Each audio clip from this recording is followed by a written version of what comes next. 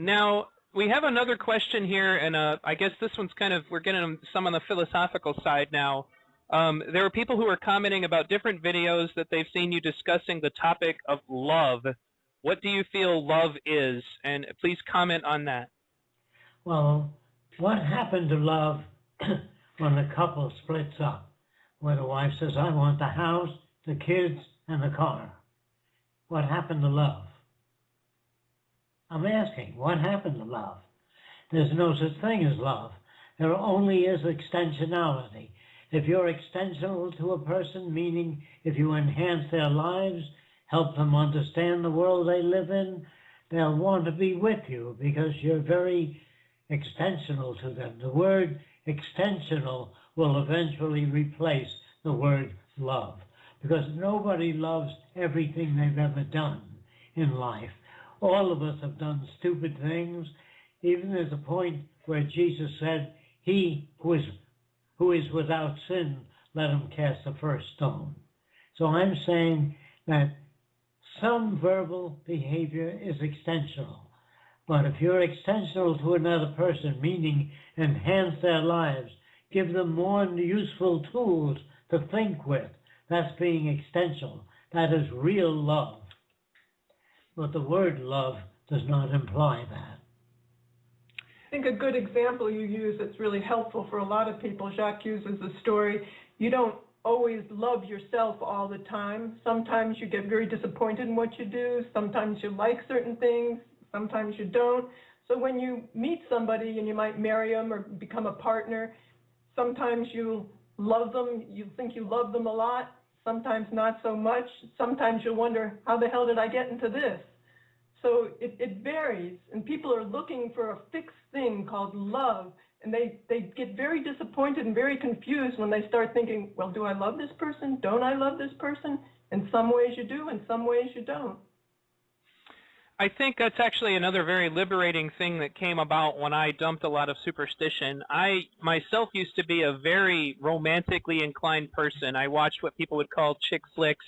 You know, I was really big on being the paladin and the knight in shining armor and, you know, being good to the ladies and all that. And I still do treat them with respect, but there were so many supernatural beliefs about love. Like you think it's this spiritual thing that's going to guaranteed to happen, and it's always sent by some, you know, metaphysical power trying to tell you you're meant to be with somebody. But unrequited love, when you love somebody who doesn't love you, or you're attracted to somebody who's not attracted to you, is one of the most painful and horrible things that can ever happen to a person.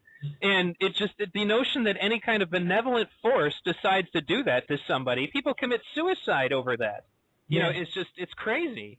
They just don't have the tools to answer a lot of questions. And, you know, going back to the fairy tales you get, the Cinderellas and all those kind of fairy tales, and the women especially grow up on these knight in shining armor person that's going to come along and take care of all their problems, and they have a lot of difficulties with that as they grow up. I think especially since the images of these people are generally like strong personalities, and you find like there's a real problem I've noticed particularly is that the girls seem to be attracted to men who are assertive, and then it doesn't work out for them in the end because, you know, the assertive package comes with all kinds of other negative stuff that they didn't anticipate. You know, just basically that the whole attraction to bad boys, and ironically nice guys finish last. You know, so it's just another reason. It's like, you know, you find a woman and she desperately loves this man who's beating her up all the time. You know, how is that a benevolent force telling this woman, I need to be with this man? There are women that are looking for the right person. You ever hear that? Yes. I'm looking for the right person for me. When you fall in love at 15, it's not like falling in love at 25. And at 30, you fall in love with different aspects because the concept keeps changing as you gain more experience. So if you marry when you're very young, you marry into a value system that you had when you were very young. Do you understand that? Oh, absolutely. And I mean, that's all completely designed by your culture. You know, what people find to be a good mate is different also in the physical aspects. You know, like you pointed out that when the people in those islands who didn't have any fetishes, you know, because of the fact that there wasn't any specific areas that were forbidden, so they weren't super secret and therefore not special. You know. Plus, they would swim nude when they were very young. Mm-hmm. So everybody walked around nude. And there were no peeping Toms on the island. No girly magazines. Nobody clipped pictures of girls nude and hung it up on a wall, because they were swimming nude ever since they were tots. And they never stared at any particular part of the body. They looked at the eyes of a female when they talked to a female. Now, when discussing also, I guess we were still talking about love. You know, I've talked to you guys about, you know, your relationship and also just the idea. I remember, Roxanne, you said to me, you know, do you share your values with this person? You know, being important.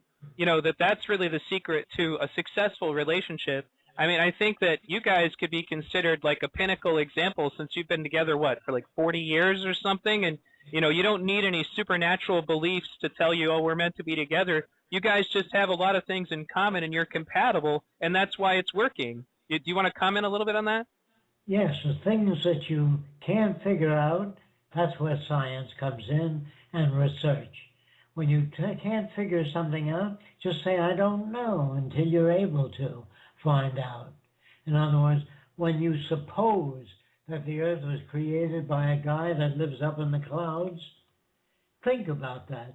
If you die, according to some religions, you have permanent life. You never die again.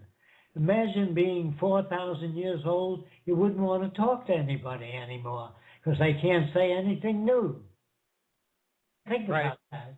You'd be bored as hell up in a land where you live would be 20,000 years old. Who the hell are you going to talk to? What are you going to talk about? The concept is ridiculous. Yeah, Neil was asking about our relationship too, in terms of, it seems very unlikely. Yeah, it's very extensional, as Jacque mentioned. We really work towards the same end goals. We're interested in the same direction, and we're both very high output in terms of working towards it. It's not just verbal. So we help one another in that way. And therefore, you know, you enjoy each other's company, and you can communicate with one another in a meaningful ways, and that's the core of what a functional relationship is. I think, you know, people who think, well, I'm going to solve my relationship problems by just pretending everything's okay, well, that doesn't work. You know, they think I'll solve my relationship problems by talking to the local minister or priest who's then going to guilt trip you about how you're stuck with one another forever because you swore some oath to some invisible being, you know, and that might help for a while because you don't want to go to hell, but it doesn't actually fix the problems. You know, you have to take rational, scientific approaches even to things as simple as your relationships, because it works a hell of a lot better than just any of the irrational means that people have tried to fix their relationships in the past. You know, if you're fighting about something, then obviously there needs to be a logical recourse. I think people allow their emotions to rule themselves too much in the topic that can actually be treated in a very practical way. Well, the thing that really turned me off religion was the fact that different countries go to war with each other and they all have churches and belief in God. It doesn't seem to stop people from killing each other. Do you understand? Yes. It doesn't stop people from misbehaving.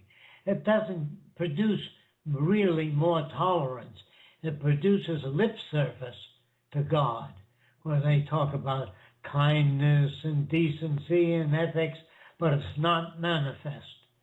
In parks, you have statues of soldiers, warriors with guns. In front of schools, you have cannons. You would have statues of people like Louis Pasteur, Madame Curie, or Tesla in parks, not soldiers and warriors.